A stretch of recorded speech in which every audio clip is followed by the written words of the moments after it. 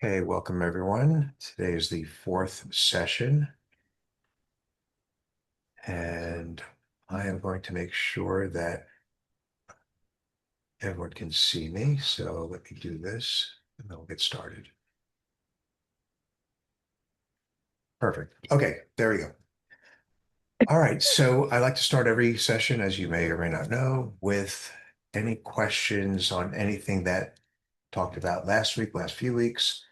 I will review and recap for folks that were not able to attend the last few weeks, what we did talk about. But let's just start, see if anyone's got any questions. This is session number 4 of the 8 sessions. Comments, questions, thoughts, complaints? No complaints. Okay. So yeah, I'm going to start with a brief recap. Well, actually, before we do the recap, how was everyone's homework? Everyone remember their homework? Anyone get a chance to meditate? Anyone get a chance to use any tools during the day when something wasn't quite going right?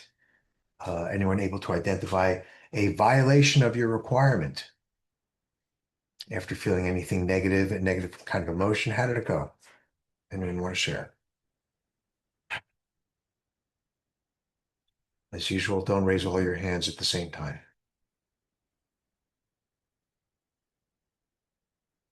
Okay, we also added something to anyone? Nope, no one share. Okay. We also added a dimension to the meditation, which was to state a sentence or two before or after the meditation, adding appreciation and gratitude. Has anyone had an aspiration that so others can benefit? Anyone remember that, or anyone remember why we even added that? Everyone's shaking their head. Yes, that's a good sign.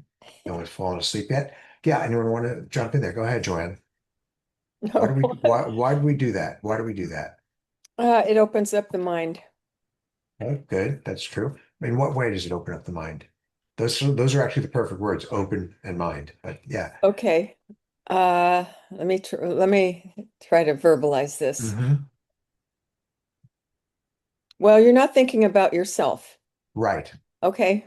So selflessness and appreciation for others and okay. Perfect. Thank you. Yes. So in that, thank you for sharing that. So in that way, it's actually quite selfish. But that not really. So we get out of our self-centered thought process and mentality. It's very healthy to do that. That's why some people they volunteer.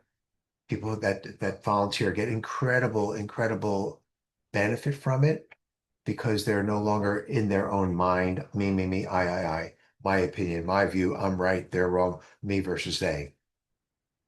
So it sets the tone and seeds for, as you said, open-mindedness, which is synonymous with good karma. And it might actually even help others, not just yourself, to have that aspiration to state it out loud. We can talk about that later. So just a reminder that when we do those meditations, those of you that are doing your daily meditation, any kind of meditation, to spend that 10, 20, 30 seconds before and after saying something like, may any merit from this meditation go to help the homeless or help beings around the world or help people who are at war, that kind of thing. And if you even want to start with your family, you can say, may the benefits of this meditation help my family, and then go out from there. And my people that live in my town, or that kind of thing. It's okay to wish aspirational benefit for yourself and for others, but we want to always extend it out and beyond that. Um, so if you can, remember to add that before and after. Um, Last week, we talked about how the Buddha taught that we create our own world. He said something like the objective world arises from the mind itself. It's quite simple. We all experience the world differently. We're all creating our own world based upon how have a different experience, have a different set of eyes, different perception, different senses, different interpretation in the mind. So these are all different for every one of us. So we actually do in fact create our own world. Let me share this one screen with you. Usually it takes a little while to come up. Um, there was a famous, I believe it was a psychiatrist named Viktor Frankl, who many of you may know him, who lived through the Holocaust and in various concentration camps. And so I'm going to quote him now. Uh, Everything can be taken from a human, but one thing, the last of the human freedoms, to choose one's attitude in any given set of circumstances, to choose one's own way. So everything can be taken from a human, but there's a man guy lived through the Holocaust, right? In concentration camps. Everything can be taken from a human, but one thing, the last of the human freedoms, to choose one's attitude in any given set of circumstances, to choose one's own way. There it is. And yeah. And there's the quote that I said earlier, the objective world arises from the mind itself, which is always, always changing. And then I'm going to quote Marcus Aurelius.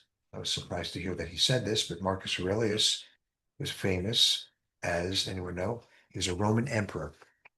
So he knew something, and he's also a Stoic philosopher. And the way he said it is, if you're distressed by anything external, this is a guy that lived in the year 161.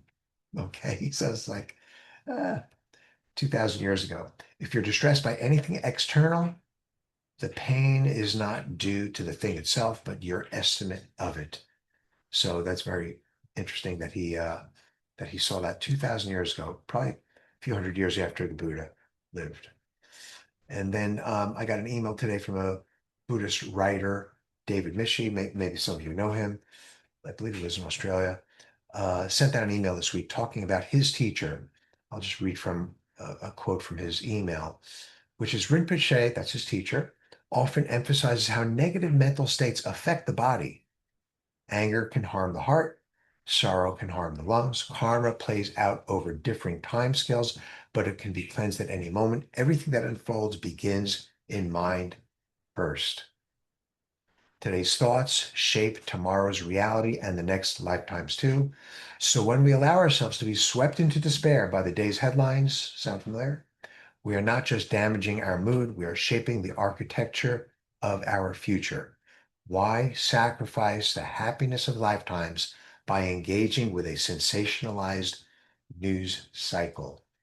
I don't know if that's applicable to anyone else other than me, but it's certainly a good quote for today's day and age. Okay, a little bit more of a recap.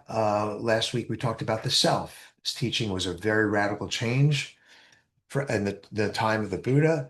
Time of the Buddha was it was actually preceded Hinduism, but what preceded Hinduism was Vedic philosophy, which talked really about the permanent soul that goes from lifetime to lifetime. The Buddha explained that. No, he disagreed with that. He said that the self is a combination of five changing components: the body, the physical body, our sensations, our recognition, how we label things, our thoughts, and our awareness of objects. So that is his definition of the self, which creates the illusion of a coherent, fixed person. But when we look very carefully at any one of those things, it's always changing, always changing. So the self is not a permanent object. We talked about impermanence. The Buddha's one of the Buddha's cousin, his name was Ananda, one of his very first, most loyal students. How when someone would ask him, what did the Buddha teach? He taught that of all phenomena that arise from a cause, the Buddha has explained the cause: clinging, grasping, and he has explained their cessation. Stop clinging, stop grasping. Such is the teaching of the great Buddha. So understanding the absence of a fixed self isn't just philosophy, it's liberation in practice. So we cling. Why do we cling? Why do we have me, my, mine, what I want? Why does that cause suffering? Because it separates us from the rest of the world. There's a tug of war between me and everything out there. So we cling on to the requirements on our list. I want the people to treat me respectfully, fairly. We hold on tight. These are permanent clinging to something that's an illusion, but we hold on really, really tight. Now, we also talked about karma. Short recap of karma. Karma literally means action, refers to the actions of the body, speech, and mind.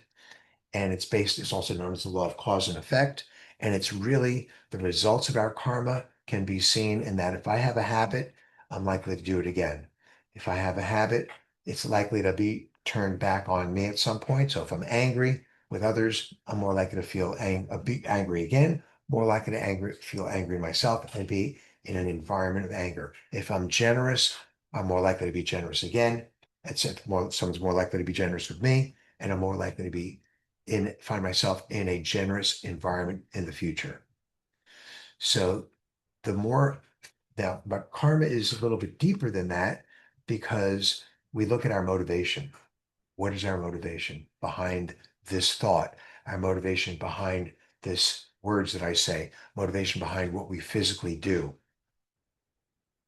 And if our motivation is very fixed and permanent, our views of how we view ourselves are very, very fixed of who we think we are, and we have that habit, that creates negative karma.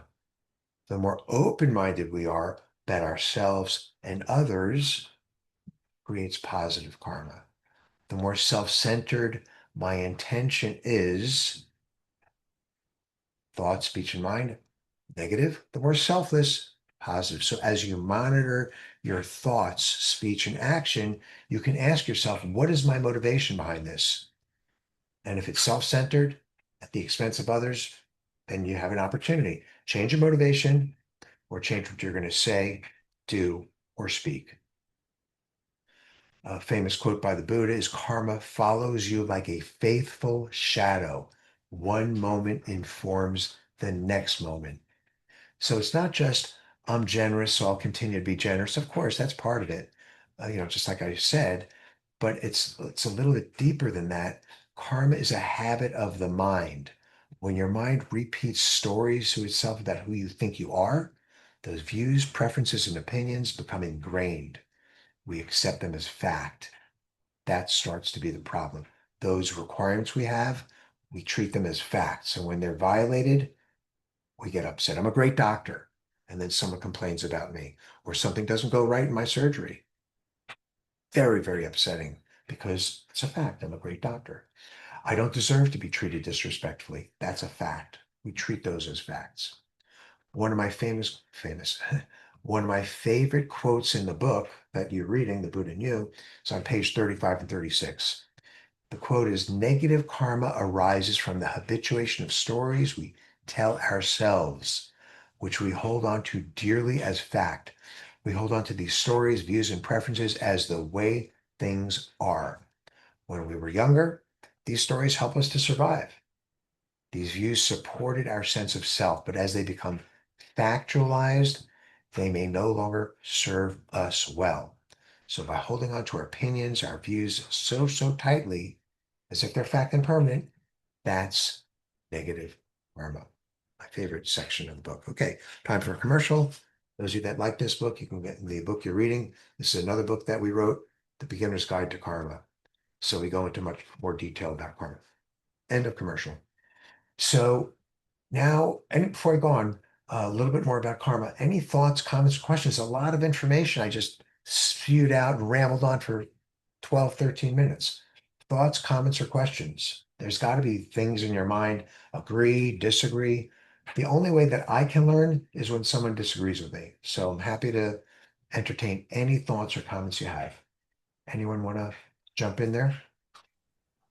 So I had a thought, just Yes, thank you, Rose. curiosity. So basically, what you're saying is that as we have a negative thought, or as a negative thought is created, it sort of like snowballs into a bigger negative thought, or a culmination of more negative thoughts. That's why the karma goes round and round and round and round. That's why the eventual karma that comes back is much bigger because of all the gathering of whatever thoughts are being created.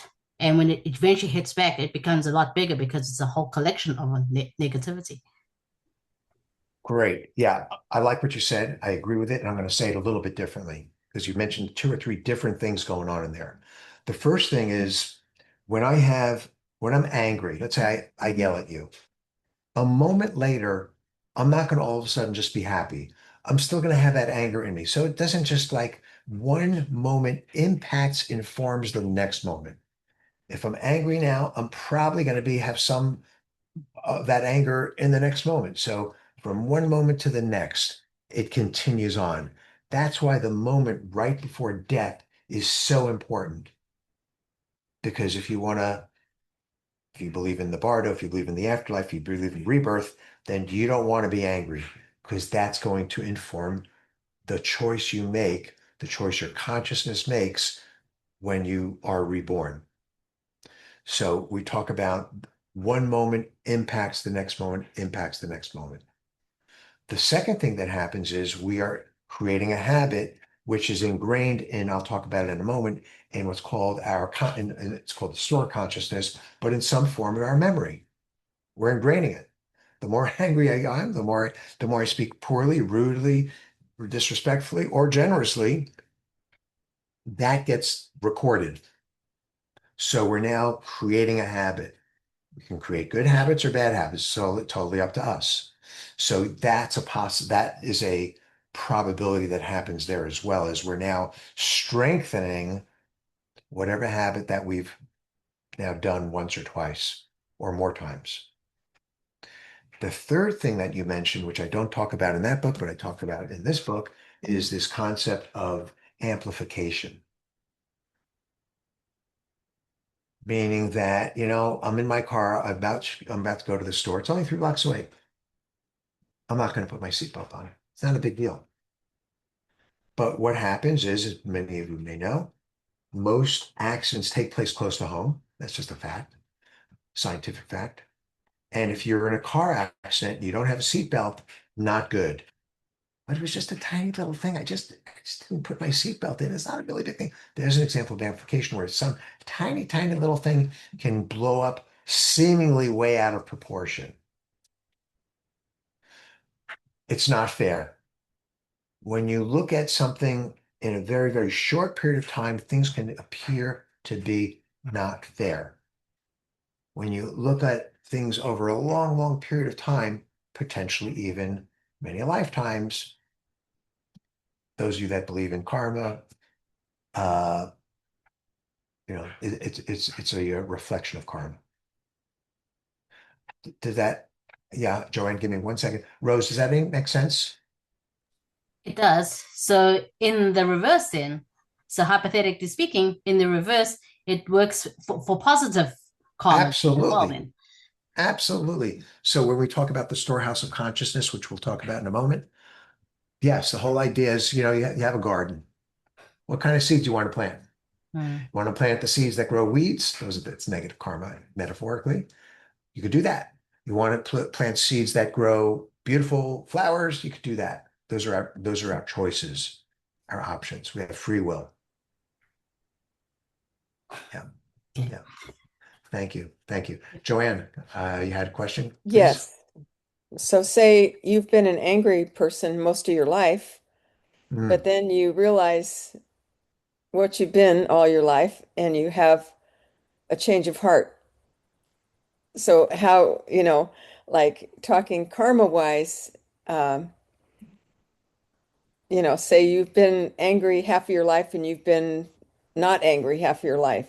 hmm And, you're going to have that life review. How does that work, Right. karma wise? I actually know someone, my wife's uncle passed away, I don't know, maybe 20 years ago, something like that. He was a nasty guy. I'm not getting into details, but he was a really nasty guy, harmful, abusive, et cetera, et cetera. And I may not have the details quite right, but you'll get the gist of it. Then he was diagnosed with some terminal, I assume, cancer. He's a big drinker, big smoker, et cetera, et cetera. And weeks before he died, he was a completely different person. Hmm. Kind, very light. It was literally a very different person. Okay. So Give me a chance to plug the book. In that book, we talk about how you can purify your karma. So you can purify your karma, you can dilute your karma, and there's a third thing I don't remember, even though I wrote the book. So there are ways to change our what we store in our mind. So the good news is he was able to change and flip the switch. I don't think he was Buddhist. I'm sure he wasn't. He was Jewish. But the bad news is, unless you're purifying or doing incredible amount of work of dilution, the bad karma is there. Hmm. It is. It is what it is. It's a fact. Can't just like erase it because, oh, yesterday I was abusive to my family. Today I feel pretty good. Hi. Well, that's great. That's nice. That's lovely. I'm too generous today, but it doesn't automatically erase what was done. Um, Those habits are true habits. Yes, go ahead, I have a question. And please. my husband is referring to my uncle, and that's all true. But the question is, how was he able to do it, given that he didn't become a Buddhist towards his last month or two of life? How did he do that? So a few things. One is I don't know. That's number one. Number two is people can have, as we know in our own family, without getting into details, you get that message from the doctor that you're terminal, your life, your state of mind changes. Some people get very depressed. Some people, and we all handle it differently. And somehow he was able to change, which is a beautiful thing. It has nothing to do with Buddhism. People are people, whether they're Christian, they're Jewish, they're Buddhist, whatever.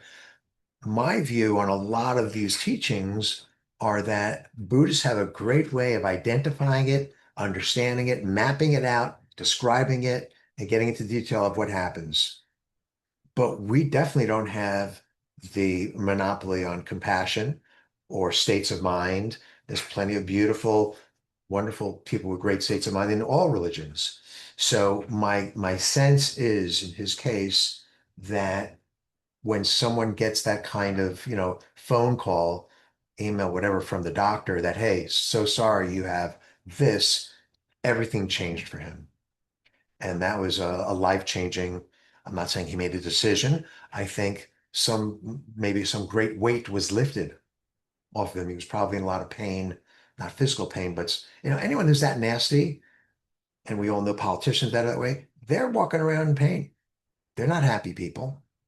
They may be happy when they do a great business deal and they make another $1 billion. Okay, great. Very short term, but they're not happy. They're suffering. So it could be that he recognized at some level that, oh, I'm no longer in suffering. I don't know, but not our monopoly. Good point. Thank you. So So now we get to go through life checking our motivation behind our thought, speech, and action. The reason we can do that, the reason we have that skill set is because we meditate. And meditation doesn't have to be sitting there with your, like, on a cushion, the back straight. Da, da, da. It can be, of course, but it could be any activity where your mind is in the present moment or is brought back to the present moment. So it could be gardening, it could be swimming, it could be any physical activity. It works. Doesn't have to be just sitting on your cushion. But what that activity does for us is it allows us to be very sensitive so we can notice our motivation and say, I was going to do this. What is my real motivation behind that? My real motivation behind that is because I want that. Okay, self-centered. Or, sometimes a few things. Well, I do really want to help that person, but I mean, you see stuff on Instagram now, roll my eyes.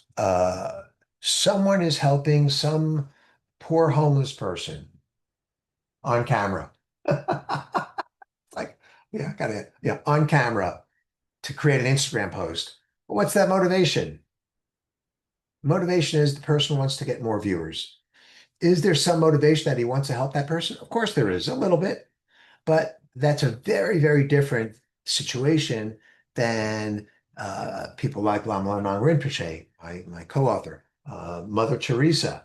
That motivation is pure.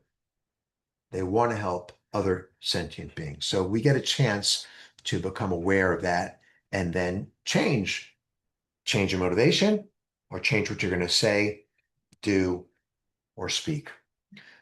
There was a school of Buddhist thought in the, I think, fourth or fifth century, Yogacara school. And it later influenced Buddhism in China, Korea, Japan, and Tibet.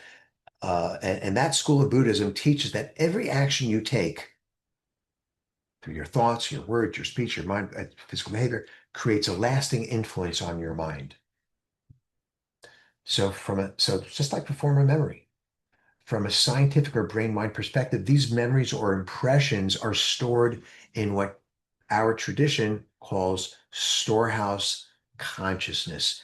It's understood as a very, very deep level of the mind that keeps track of all past mental and behavioral patterns. It's a type of memory.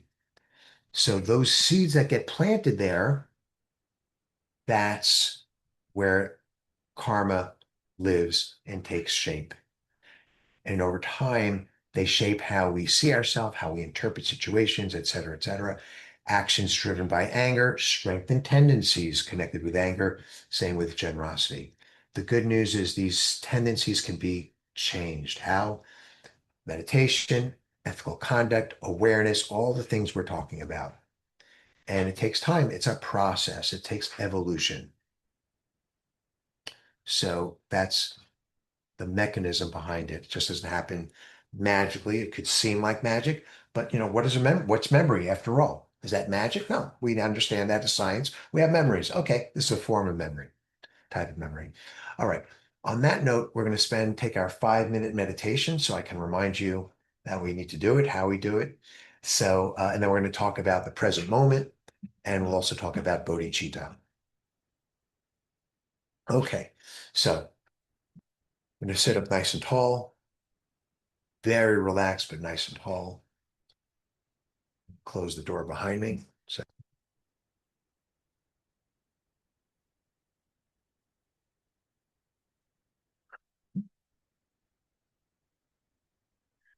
okay, and then you can close your eyes. You want to leave them open, you can leave them open, but it's just a little bit more distracting when you leave your eyes open. All we're going to do is just observe the air passing through our nostrils. Observe the inhale, exhale. They're all different. We're not going to change them in any way, no modification, just the natural breathing. There's a pause in between the breaths. Sometimes it's a long pause, sometimes it's short. Sometimes the breaths are long and deep and shallow. Shallow. Doesn't matter. We're just going to observe them. And then after you do an inhale and an exhale, in your mind you can say the number 1. And there's a pause, inhale, exhale, and you can say the number 2. I'm going to play that game until you get to 10. If you find out that you've been distracted and thinking about something else, that's not a problem at all. You should go back, observe your breath, and go back to 1. I'll play that game for the next 5 minutes or so and just enjoy it.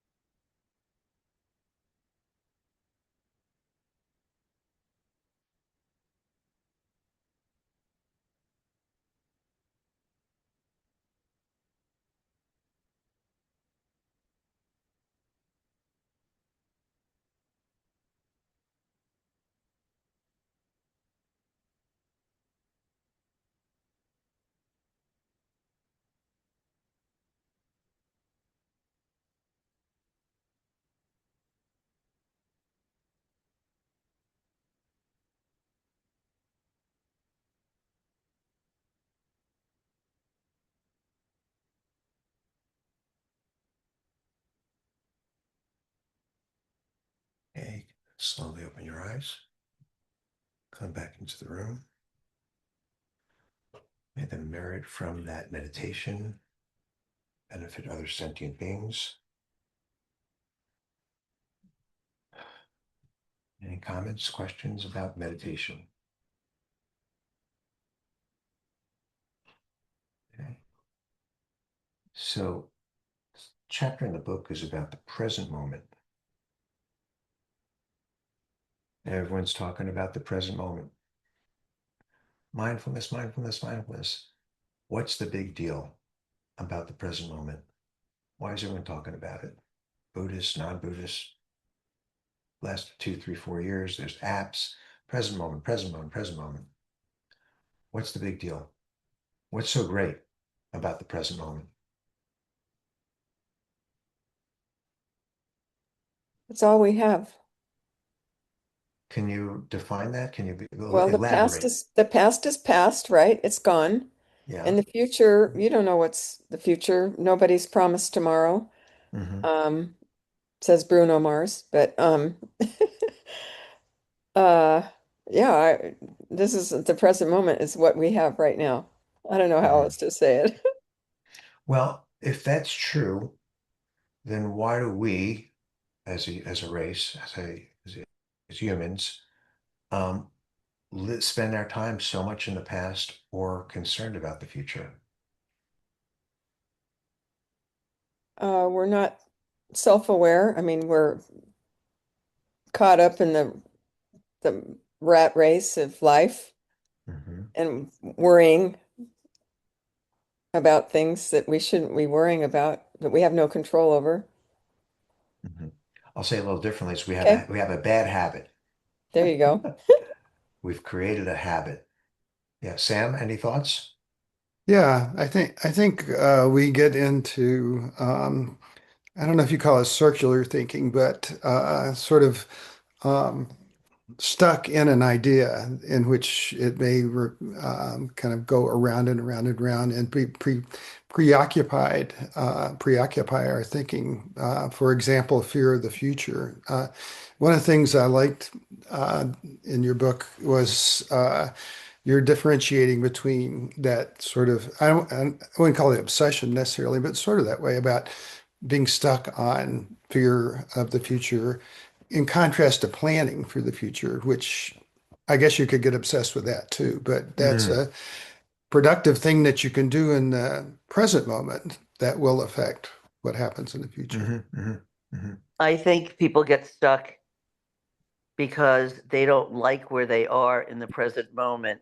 And that's why they start thinking about either the future or the past. I agree with that 100%. I That's al because we're married. Sorry. I also think that people get bored and it's just easier. It's easier to play the old record over and over and over again. It's a habit. That's really what it comes down to. What the interesting thing is, even if we all agreed that it's a bad habit, okay, you know what? That guy Morty, that makes sense. I read it in the book. It makes so much sense. I'm going to start living in the present moment. Yeah, good luck with that. Like, because we have a habit. So we have to create a way to break that habit.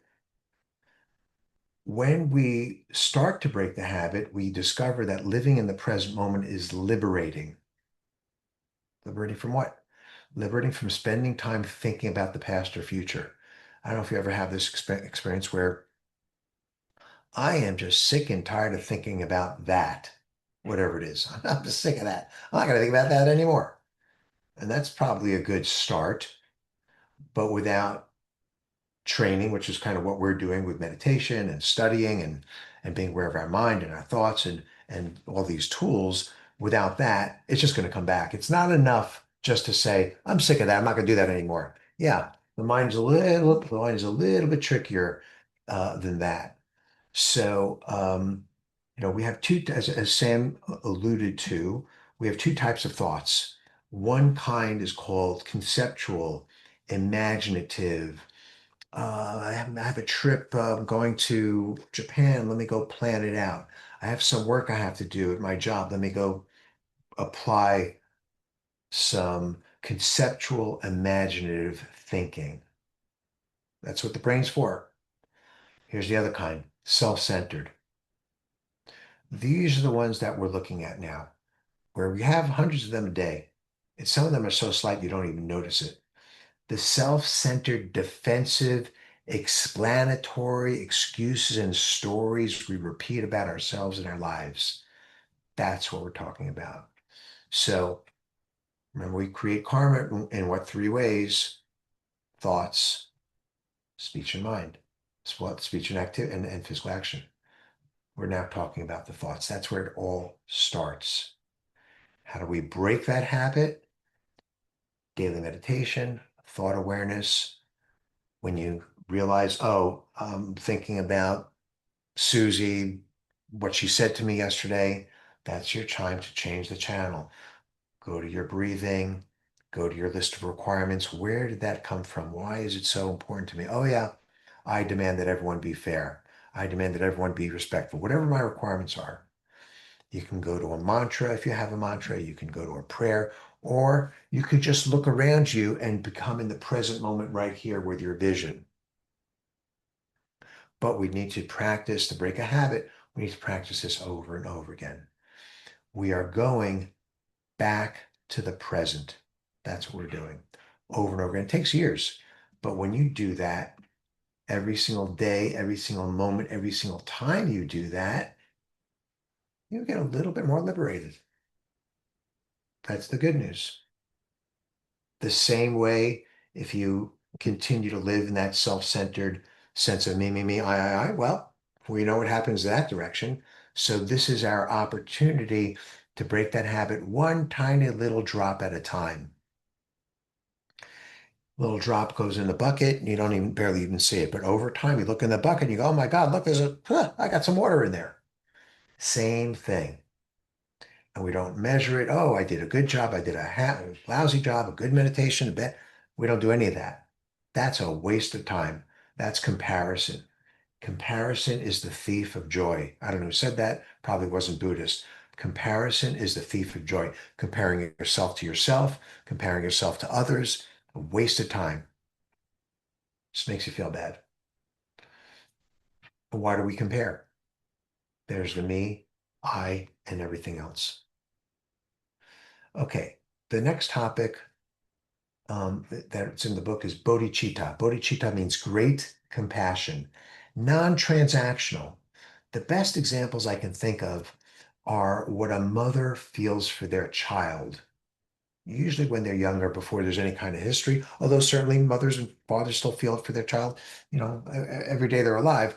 But that that pure example is without any interference of the brain when what a mother feels for their child or what someone might even feel for your pet or for a husband or wife, whatever it is. It doesn't have to be that example. Sometimes what you feel when you see an animal or a child suffering, there's just an outpouring of what we would call compassion, bodhicitta. There's a natural immediacy to it. How does creating this help us? How does creating this help us? I think a lot of you know the answers already. And I want to bring up share a screen with you. Why is it so important to develop what's called bodhicitta? Why is it so important? There we go. Okay. As usual, it takes a few moments to come up.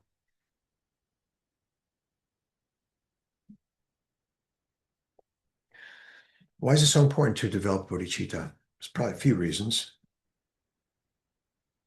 Why is to develop great compassion? Why? I just want to come back to the present moment. I don't have to deal with this compassion thing. I just want to meditate. I don't even want to do that. I just want to come back to the present moment. Why is it so important? Any takers? Why'd I have to write a whole another chapter just for Bodhicitta? I could have just skipped it. No one would think about it.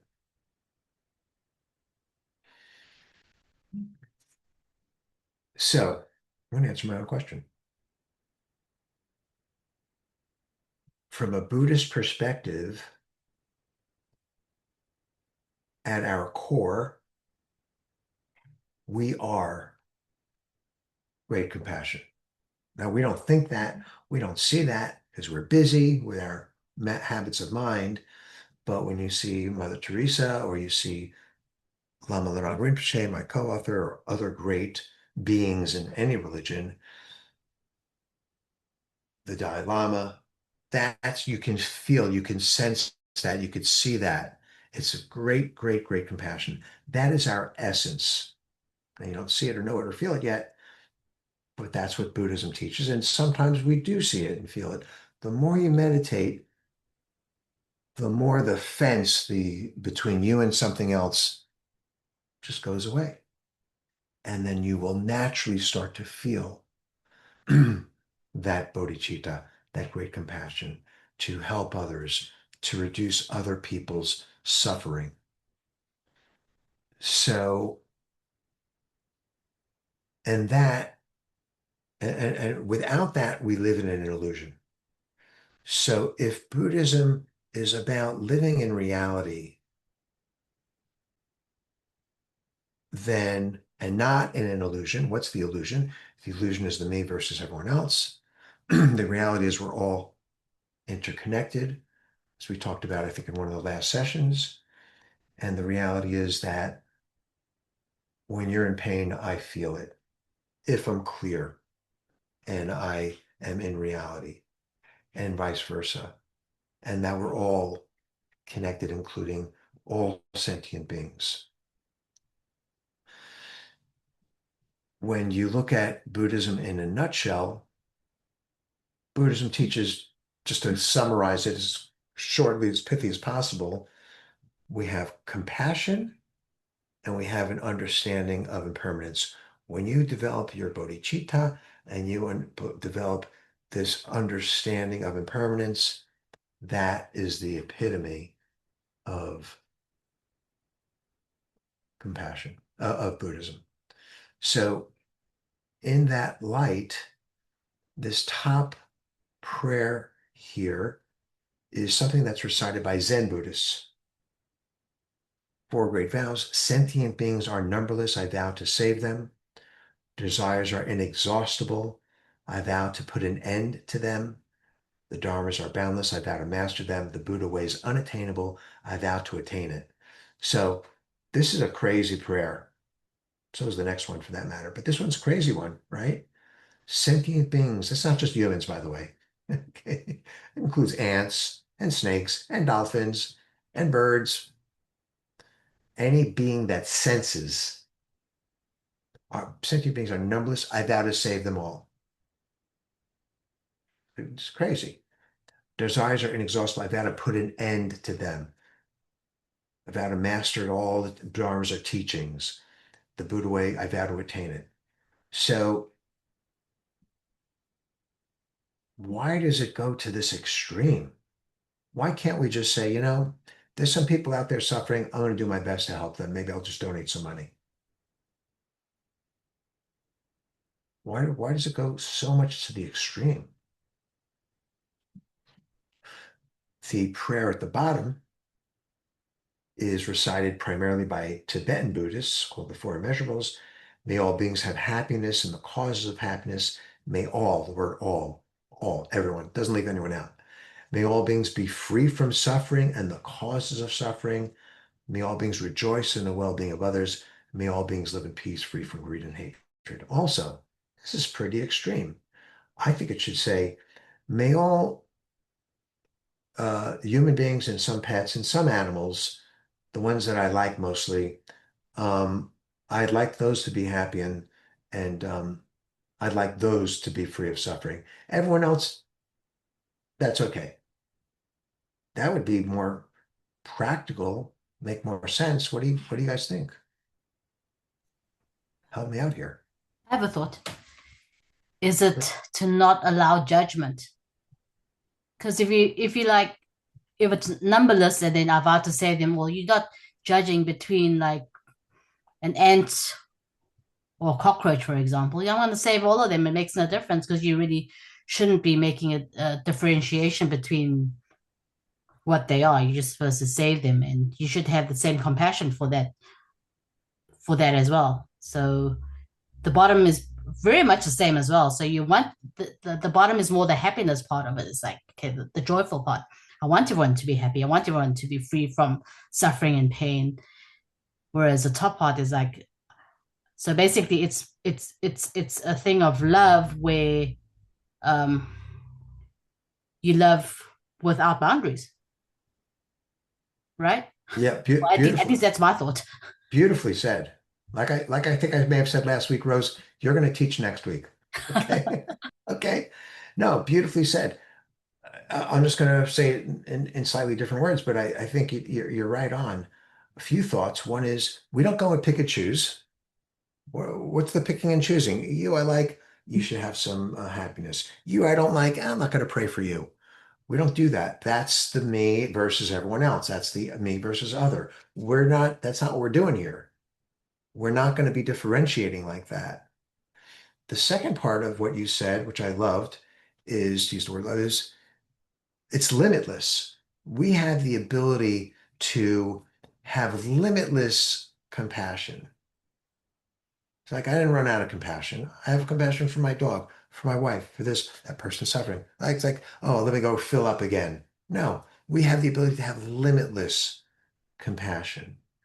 So, and because we're interconnected, I know that if you're happy, I'm more likely to be happy. There comes the selfish part, right? I know that if you're a badly behaved person or politician, um, that for you to have true happiness, you can't be a badly behaved person or politician. So bodhicitta is our inherent part of us, and it goes hand in hand with this concept that we're all connected. And it goes hand in hand that if we truly are awareness or love, and there's no limit to that, when you meet someone who is on their way more to enlightenment than you are or I am, you can feel that, whether it's a great teacher in any religion, or if you those of you that have seen the Dalai Lama speak in person, or those of you that have met or had any interaction with Lama Lama Rinpoche or other great beings, that's what you feel. You feel their great compassion. So that's the direction that we're heading in. And we want to, I don't want to say create that, but we want to, if the mirror's got a lot of dirt on it, we want to remove that dirt from the mirror so we can see things clearly. It's seemingly impossible. But when you say these prayers, what does it do? What do those prayers do for the person reciting them? We already answered this question before. I forget it was Joanne. Well, we take ourselves out of that self-centered mentality, and not just a little bit, because I'm vowing to save all sentient beings. You know, we have a habit. I don't want to just erase a little bit. Okay, so it's a very ultimate prayer on a relative basis. Though you do what you can. That's what we're taught as Buddhists. Do what you can. If all I have is $100, I'm not going to donate $100. I have to eat tomorrow. I donate $3, a dollar, whatever it is. So these are ultimate prayers, but practically living our lives, we do what we can. But what do these prayers do for us? As we mentioned earlier, when we say a short prayer before and after a meditation, enables us to be more open-minded to the possibilities. It makes us be not self-centered. Compassion for others takes us out of our self-centered mindset, where we strive to satisfy the needs and desires of me or I. Now, here comes the fun part, the tricky part, which is, does it have an impact on others? And if so, how? And if not, then that's okay too. Everyone's entitled to their opinion. I'd like to hear your thoughts on that. If I say this prayer, does it have, or any prayer like it, and most of the prayers that I know in Tibetan Buddhism or Zen are somehow about helping someone else. Yeah, about helping myself too, for sure. I'm a sentient being. I should be free from suffering too. But what kind of impact, if any? And if you might say, gee, it has no impact on any, just impact myself. Okay, we know how. Reduces open-mindedness, reduces self-centeredness, all good. I'm good with that. But how, if at all, does it have an impact on anything else, anyone else?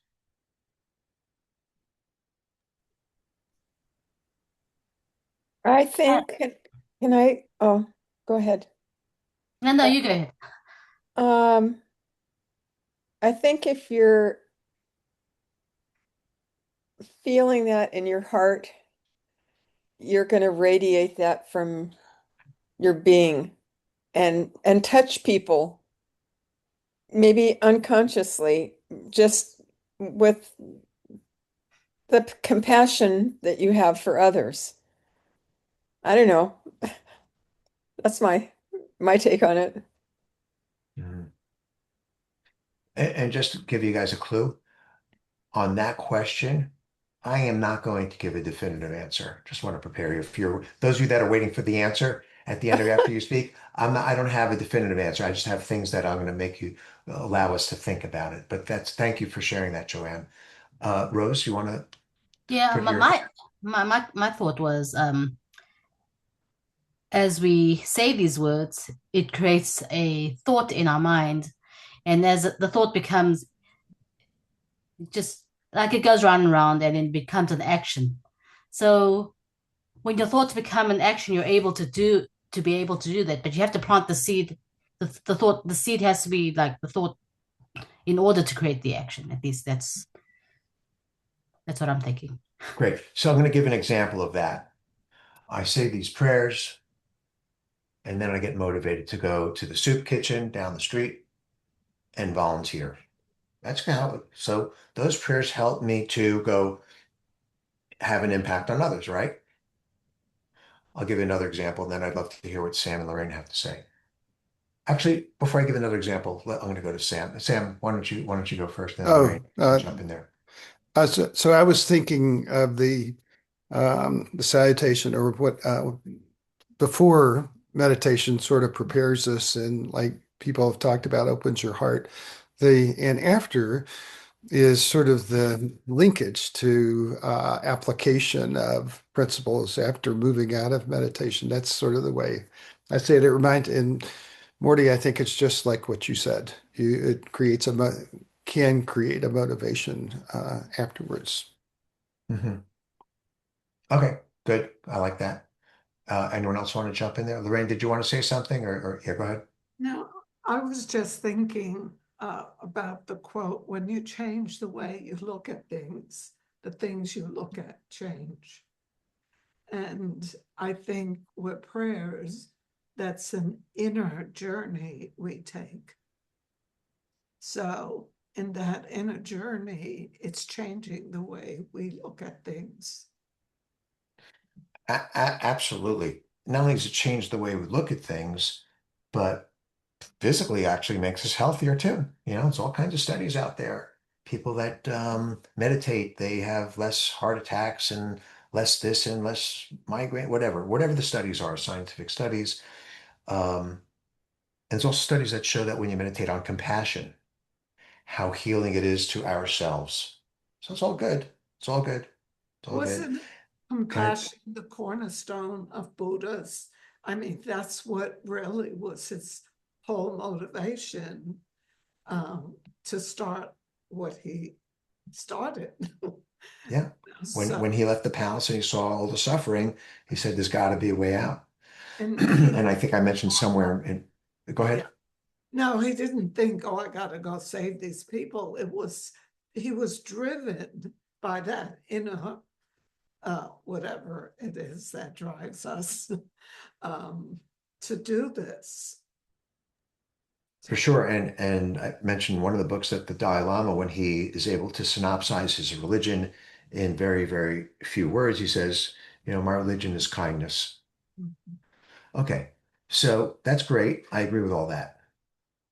But my question is, well, I'll give you an example. When a loved one of mine is in the hospital and I go and I spend time with them, I can help them because I meditate so much and have great compassion, at least for that person. I can help them feel/heal better, as we all can. Whenever you visit a loved one who is sick, and we have that potential, we have that ability, that capacity, right? I don't think there's a disagreement there with any religion. But what about someone who's on the other side of the world?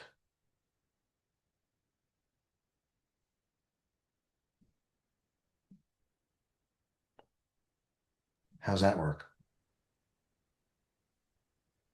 We're all connected.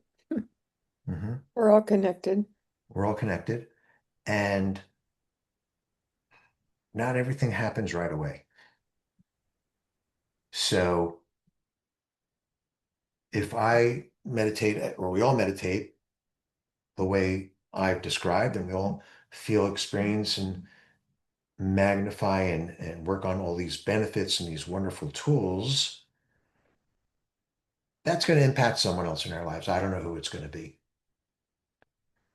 And we're all going to live another whatever, however old we are, 10, 20, 30, 40, 50 years. I think we have a long time. We can actually have impact in lots of different places. And as we impact others, they impact others, et cetera, et cetera, et cetera. So that's the plan. That's part of the plan, is how we can impact someone who's on the other side of the world. There's another part of the plan, which I won't get into. I don't think I get into it in this book, but many Tibetan Buddhists, myself included, we meditate on deities. Some of them are hanging in my office here, who have exemplary qualities, characteristics. And it's like, as a gentleman a few sessions ago, Miles, was talking about frequencies. If you are able to dial into certain frequencies and you're clear and you have a certain skill, then yes, you can impact others. And maybe you've had these little examples of it where what's seemingly one out of a million coincidence, where, oh, you're thinking of someone, they call you. You bump into someone when you were thinking, whatever it is, there's all kinds of little tiny experiences we have like that. And some great beings have that ability to impact others who are not in their immediate presence. And the way they've created and developed that is through all the tools that we're talking about, typically over many lifetimes. So it's something to think about and aspire to. It's not out of the realm of possibilities. I'm just planting, if you don't believe in that, that's okay. I'm just here to plant the seed, something to think about. One of my favorite examples is the COVID virus, right? If 5, 6, 10 years ago, I said to you, look, there's going to be a little tiny virus. You can't really see it. It's going to start in China, some small town in China. And within 3 months, the whole world is going to be, everyone would say, that is insane. That is crazy. But we all know what happened. So the reverse is very true as well, which is things can speed around the world like the speed of light. We are connected. We all agree on that. We know it's healthier for us to feel that connection instead of feel the separateness. We have all the tools for that. And we start where we are. You know, if I had billions and billions of dollars, I'd walk around and just give out the money. Not that's going to make people happier. That's temporary. We all know that. So maybe that's not even a good example. But what great beings do is they have this huge, large impact on others, their students, their followers, people who watch them, follow, listen to them, read their books, et cetera, et cetera. And then it goes out like waves, like waves. So that's how we can impact others who are on the immediate connection, as well as those that are not with us physically, but they're across the street. They're on the other side of the world. And certainly even don't worry so much whether am I having an impact on that on them? We don't have to think about that. We only know that we do it. The same way we don't compare our meditations, we don't judge them. We don't even judge or compare this. It's nice to know that it might or may not happen. Maybe that guy's right, Morty's right, maybe he's not. Doesn't really matter. We do it. It's good for us, has benefit for those close to us, may have some benefit for those that aren't so close to us. Over time, it certainly can, within the realm of possibilities. Any thoughts, comments, or questions on that? That's a little bit, gives you something to think about. Okay, so homework for next week, the same as the homework for last week. Please meditate once a day so you can get the benefits. You get an A if you meditate once a day, A plus if you meditate twice a day. You're only doing 5 minutes, try 8 minutes. You're only doing 8, try 10, 10, try 15. See if you can do a little bit more, a little bit more. If you're comfortable doing that, of course. If you're not, then just stay with where you are, no problem. If something bothers you during the day, that's a great opportunity. We say, oh my God, this is great. I feel horrible. So-and-so said this or that happened. Great. What's on my requirements list? Check it out. Go to your breathing. Come to the present moment. And then finally, we're going to read the next 3 chapters, 11, 12, and 13. 11, 12, and 13. And that's all I've got to say about that. Any comments or questions on anything? Well, thank you very much for coming on this Thanksgiving night and hearing this live instead of watching it on video, which is probably what most people will be doing, hopefully after today. And I'll see you guys, ladies and gentlemen, next Thursday. Hey, thank you. Thank you. Thank Christmas. you. Thank you. Be well. Thank you very much. Thank you.